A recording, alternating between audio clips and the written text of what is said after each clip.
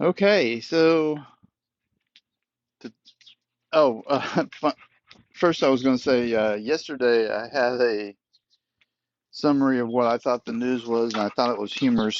As soon as I got up to checking some of my videos of people I follow, there was a guy on there who was talking exactly about the same stuff I was. He was, it was, it was entertaining because it was so uh, strange to see somebody echoing what I was saying and being somebody else.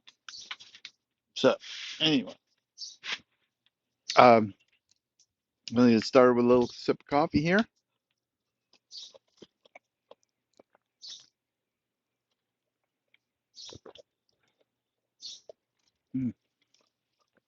Well, I guess three sips of coffee. Today, I was going to talk a little bit about something I had alluded to a little while earlier, uh, about the effect of pricing on a lot of the stuff that's going on in our once AI and robots really get going. And one of the things I thought uh, I've been thinking a lot about it is deflation. There's two big factors in um, AI. One is an AI or a robot will not be spending money the same way a human does. So you don't pay it to do something and then have it turn around and buy hamburgers or a birthday gift for its daughter. So it'll change things in that. But the other thing is, and this is the one I want to focus on this discussion, is you could see a real reduction in labor costs because we will be able to get a much more inexpensive labor to for production of costs and vehicles, stuff like that. And there's many industries that are very labor intensive. Not all of them. Um, uh, Food industry, everything from getting food off the out of the ground to taking care of animals to getting it into our uh,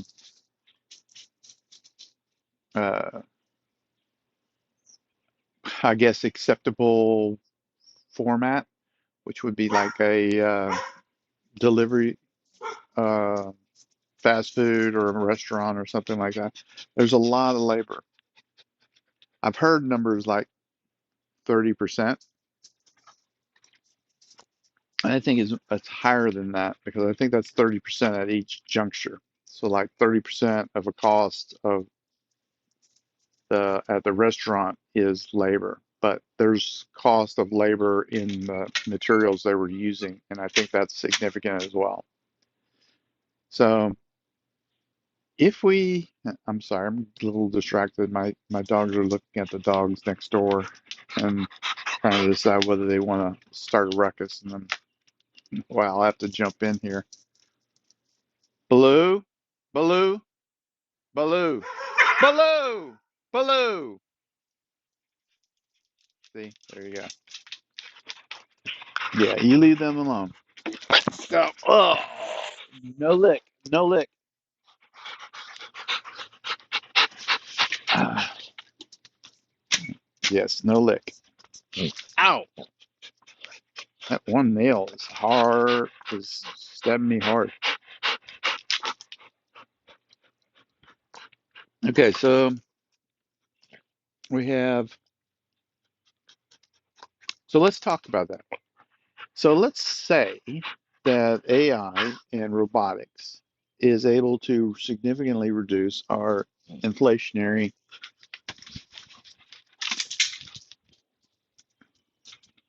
uh,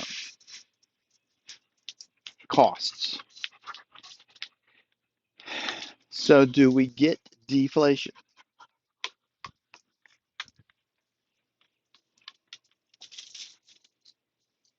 Do we get uh, a decrease in pricing, especially in housing? Oh my gosh, housing is so expensive. But do we get it? And here's the my main concern, and that's why I said earlier I talked about this.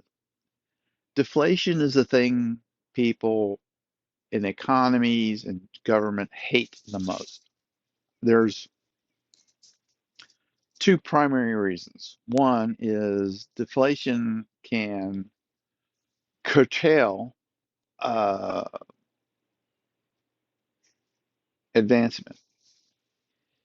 So if you know next year that something's going to be more expensive, you don't have a problem buying it this year. However, if you know next year things will be cheaper, then you go, I'll just maybe I'll just keep my money and I'll buy it next year because I can, it's not necessary. So you get this cycle, and then industry sees your preferences to buy later, and so they produce less, and then they don't need as many workers and stuff like that. So deflation tends to what they call not be self-correcting. Inflation, on the other hand, is self-correcting.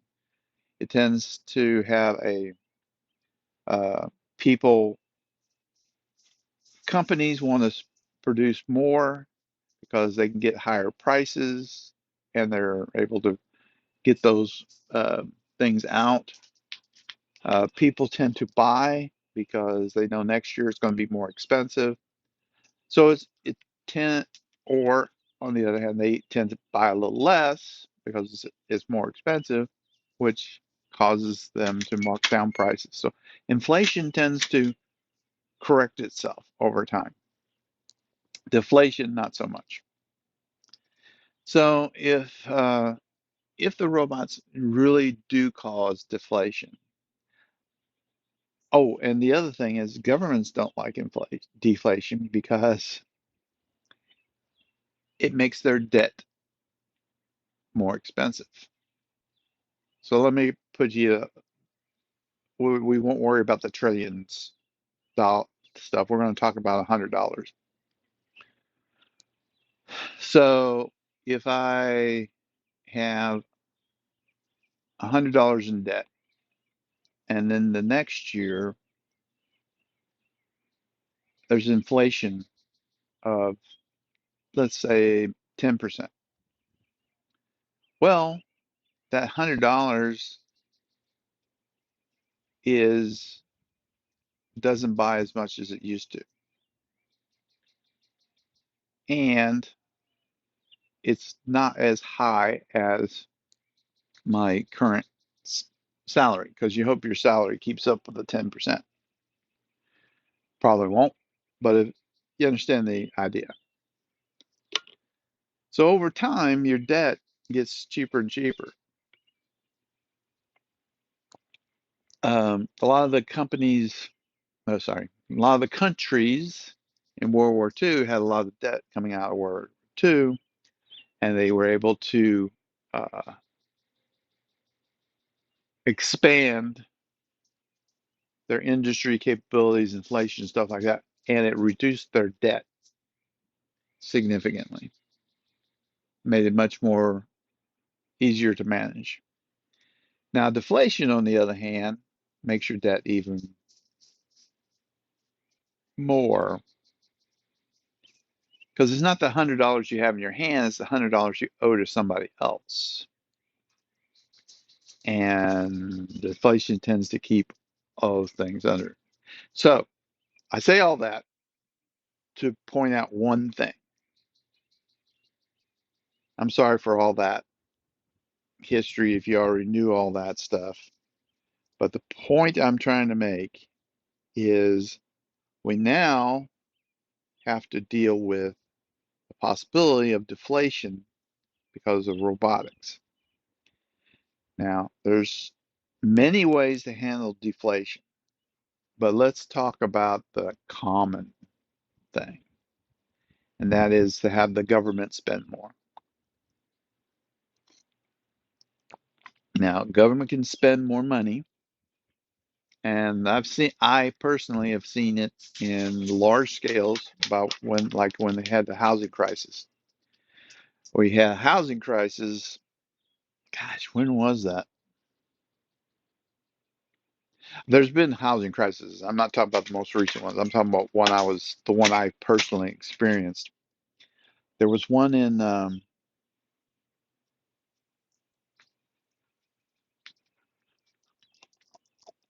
98. Do you remember, Luna? No, it was before my kids were born, so it'd be before 92. 87, 88, around the late 80s. My I was looking for a home, and there was a lot of foreclosures. It was um, the shoot. I can't remember what they call that catastrophe. It had to do with the banking industry, and a lot of banks went under. So I'm just going to tell you what I saw. I can't remember the name of the event, but what I saw was I went and saw foreclosed houses, and I said, "Hey, foreclosed houses, I'm willing to buy. I've got a job. Why can't I buy them cheaper?" And what I was told was because the government is not allowing it to be cheaper. They were artificially keeping the housing industry from collapsing, which was good. I mean, people had their houses invested in. They really didn't want to lose all the housing. They didn't want that to happen to them. And the government kept it propped up so that the prices of homes went a little down. They were slightly down from where they were, but they weren't crazy down. And I think the same thing will happen with AI. As prices reduce, I think our government will try to make sure inflation doesn't turn into deflation. So, one of the things they could do is spend a lot. Now, there's been talk about a UBI, which would mean sending money directly to uh, taxpayers. They could spend it on companies where people are working. And the other possibility is uh, people in retirement, they could actually give them more money than what they're uh, supposed to get from Social Security. They could spend it on programs to advance our civilization. One of the things I know that is popular now with the post-COVID analysis is what they call onshoring, getting a lot of things on the shore so that we don't have to buy all of our medicine and medical gear and stuff like that from a country that's maybe not 100% friendly to us. So that's one possibility. The other possibility is the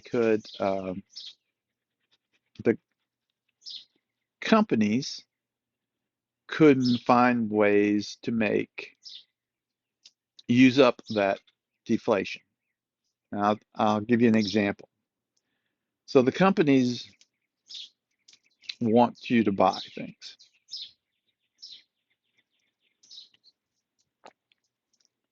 So instead of you going to McDonald's to just get a hamburger and a Coke, they could have a bunch of entertainment there. They have games that are free, activities, stuff like that. They could use up that extra cost bandwidth, not reducing pricing, but giving you more of an experience while you're there. You're right now we have, you have the cheap cars. They could make the features on even the cheapest cars much more advanced. Collision cameras and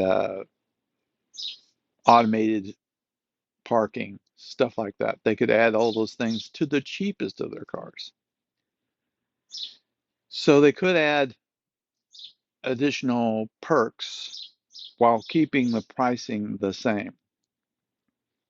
That would allow people to have not a change in their money, but a change in their life. And we've seen that a lot, right? Because back when my parents were my age, they both had good jobs, they both have had good income, but they didn't have as fancy as stuff as we have. I didn't have the cell phone, for instance. They didn't have a lot of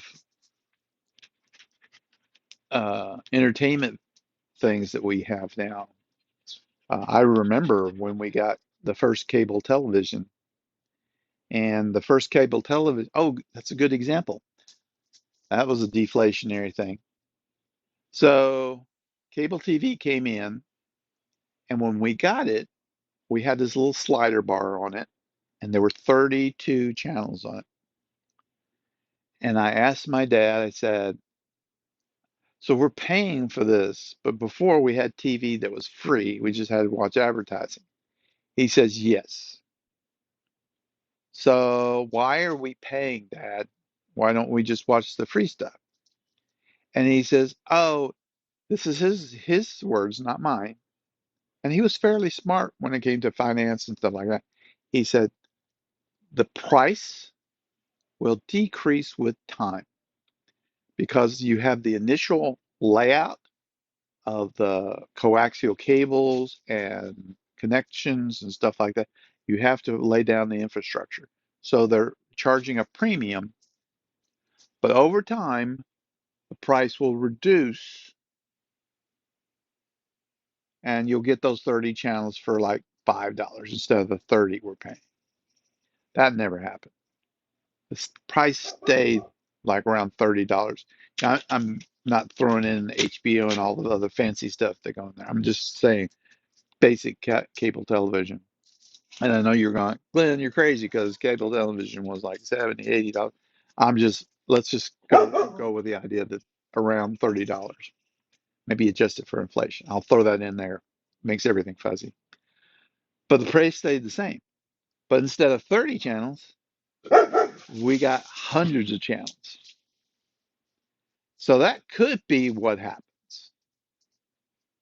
So I don't know if we'll actually get deflation. Baloo! I don't know if we'll get deflation.